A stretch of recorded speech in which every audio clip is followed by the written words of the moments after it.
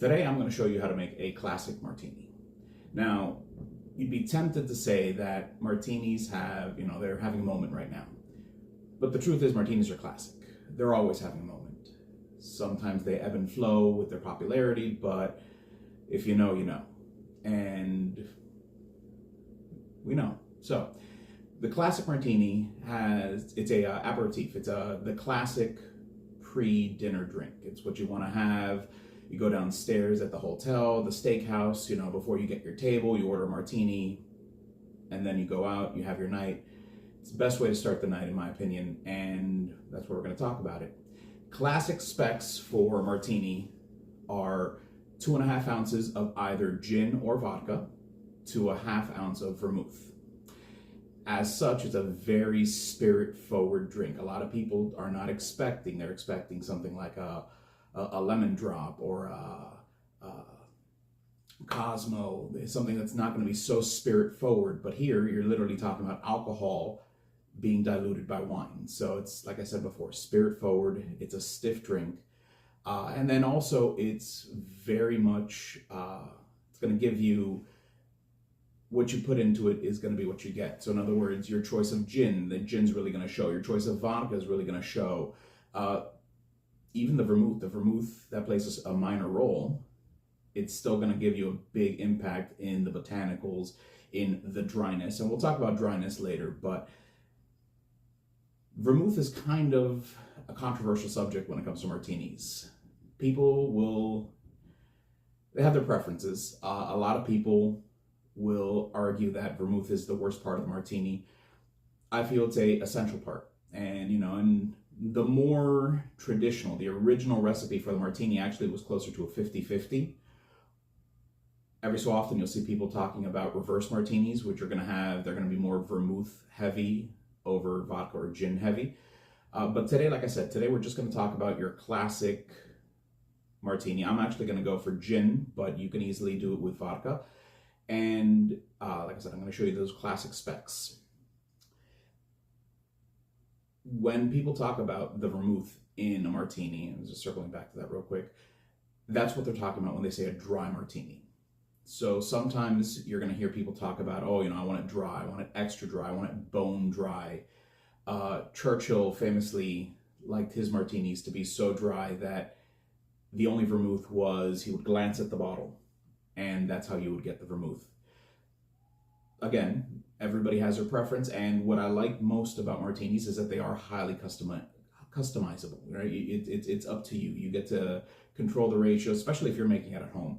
At the bar, you're going to need to, follow certain specs, or if the bartender's not too busy and he's willing to indulge you, he or she is willing to indulge you, maybe they'll accommodate you and follow your specs in public. But like I said, it's one of these where ultimately you get to drink what you want to drink.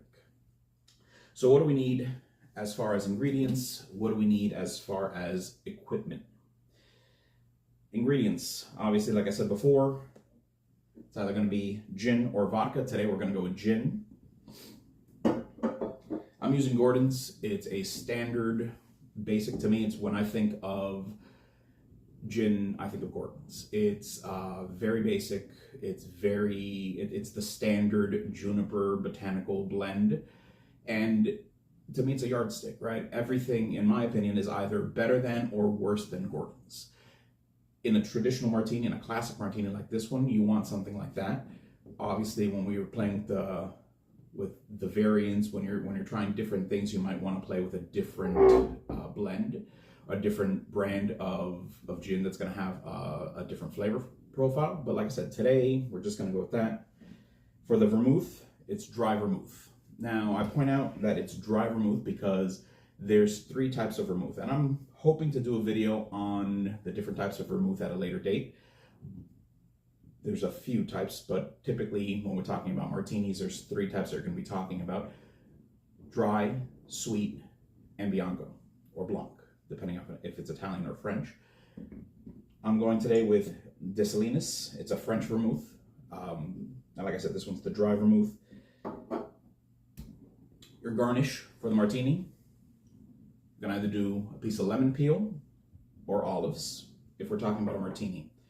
If we're talking about a Vesper, not a Vesper, excuse me, if we're talking about a Gibson, the Gibson would be an onion instead of the olive. And I'm gonna make a Gibson later on in the channel, but again, today we're just making traditional martinis.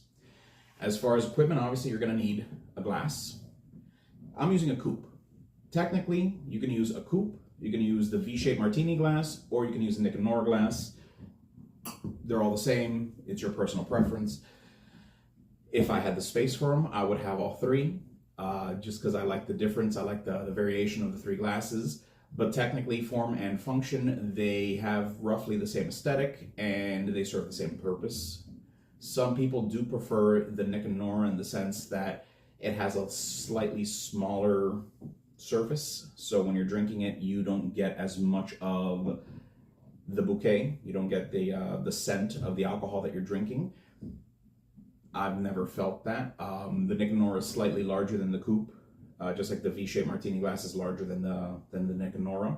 So, but again, I'm using a coupe just because that's what I have. You're also going to need a mixing glass. Now, you could use a mixing glass, a Boston shaker, a cocktail shaker, and that gets to another debate when we talk about martinis, shaken or stirred. Traditionalists will tell you stirred.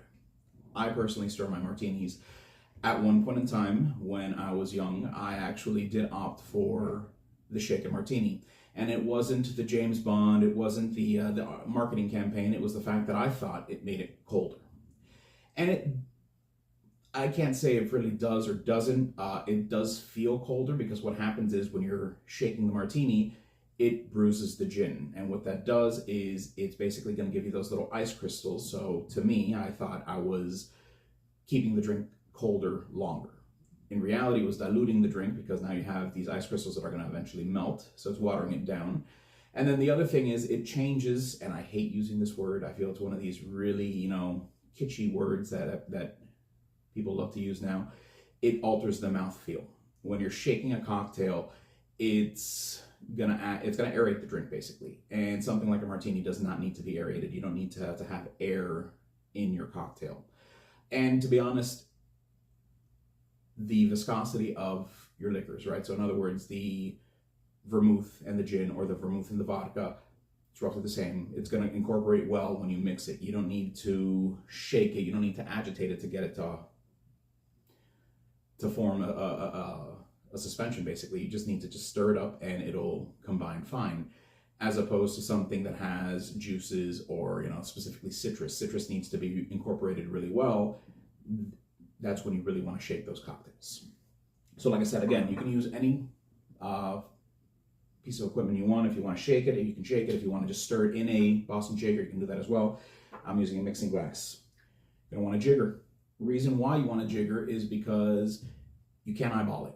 Now, if you're a professional bartender, obviously, you have your pour tips on and you're able to know if you do 3 seconds, 4 seconds, you're getting an ounce. Perfect, good for you.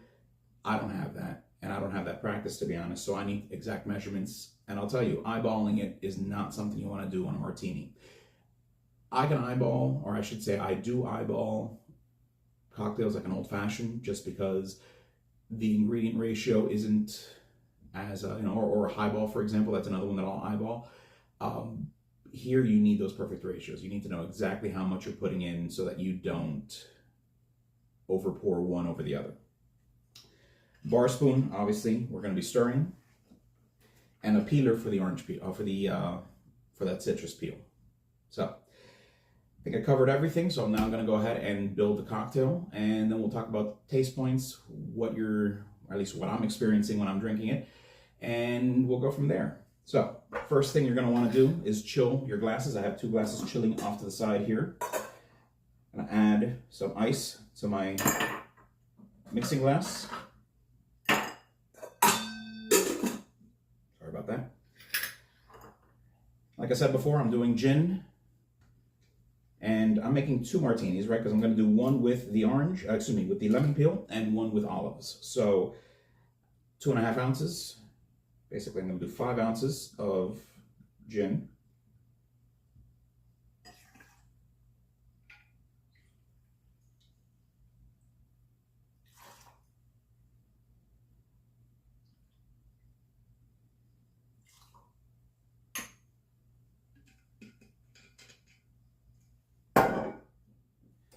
1 ounce of vermouth.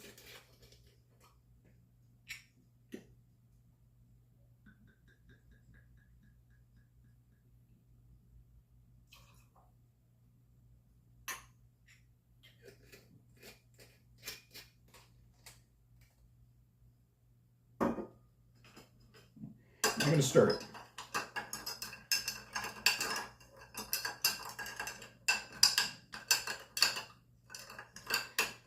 All right, so these cubes actually were not a good idea. They're not letting me stir as well as I like to.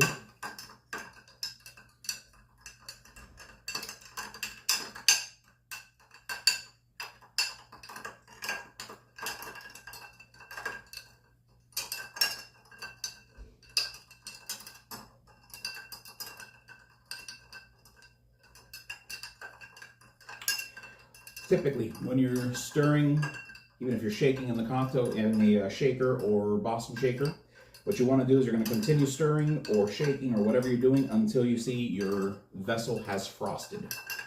That typically is a good indicator that your beverage has sufficiently chilled. The other thing is shaking, stirring, basically adding ice to the cocktail is important because it does actually dilute. It does add a little bit of water.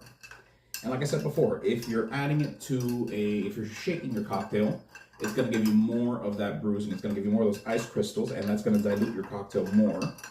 Here with the stirring, it's going to give me a slight dilution, but just enough so that it makes that the drink is, it's going to make the drink palatable, as opposed to, again, that spirit-forward cocktail I was talking about before. It's perfect.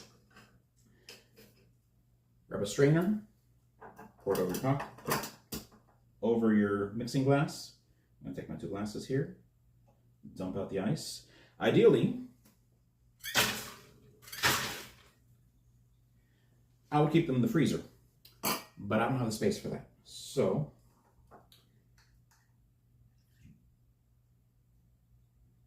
I just add some ice and water, let them chill. And usually I do that right when I start making my cocktail so that it's chilling sufficiently so that my glasses stay nice and cold. It allows me to enjoy the drink more. And like I said before, I'm going to take a piece of lemon peel. Nope, that did not peel at all. Maybe I should have pre-peeled it.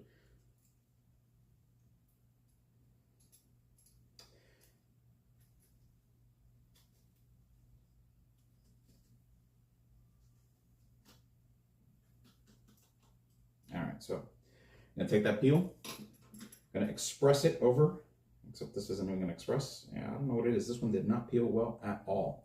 But either way, I'm just going to kind of pass it around, put it in my drink. Same thing, we're going to do an olive. Some people like to do 3. But I know somebody who says, why waste such little space in such a little glass with an olive? But again, it adds to the cocktail. It finishes off the experience, if you ask me. Cocktail picks are a nice touch. I don't have them. Again, it's one, I don't have the space for them. I would love them, but at the same time, I'm lazy. So I would worry about losing them, washing them, sticking them in the dishwasher and getting them messed up. So, but again, it's a nice touch to have, especially if you are entertaining, if you are making regular martinis. It's a nice touch. So I'm going to go ahead and start off with the lemon peel. Can't see it from this angle, but just putting the lemon peel in has changed the overall makeup of the drink, just because that lemon peel does have oils in it. When if I would have expressed it well, it would have kind of sprayed over the surface. Once you drop it in again, it kind of mixes in. But again, let's go. Let me take a taste of this and I'll let you know what happens.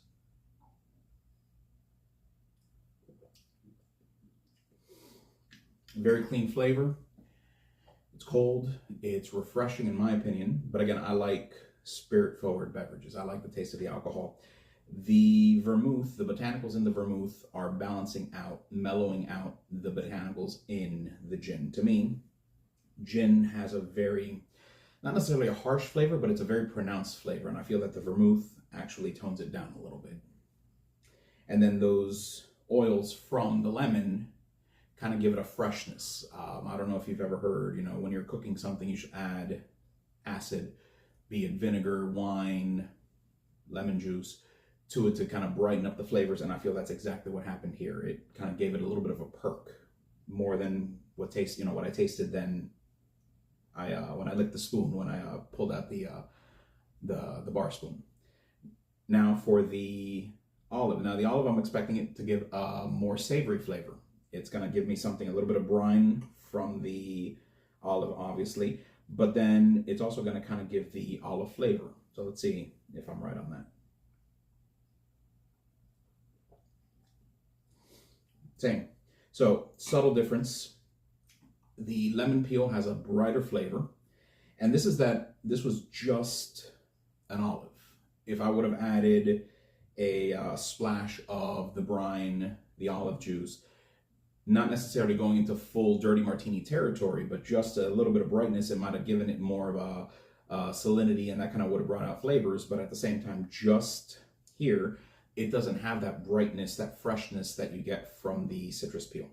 When I'm ordering martinis at a bar, just like when I'm making them at home, more often than not, actually, I do the citrus peel. I like the combination. I like the freshness that I get out of it.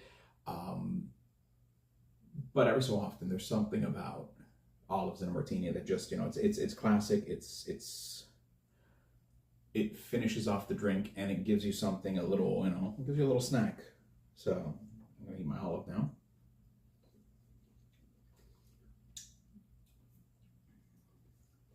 That's delicious.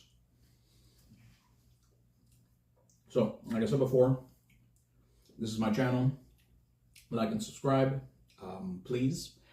I'm going to be adding, hopefully, weekly content on martinis. I have a martini primer, basically. I'm going to talk about varying degrees of dryness or wetness for martinis, what the flavor profiles are going to be like. I'm going to show you what the ratios are for those. I'm going to talk about vermouth. I am going to talk about dirty martinis. I'm going to talk about Gibsons.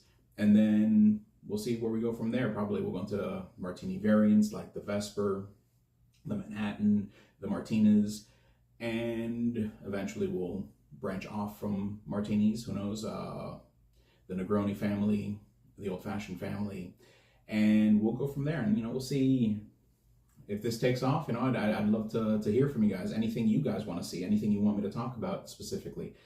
But again, thank you for your time, and not thank you for your time. That sounded weird. Yeah.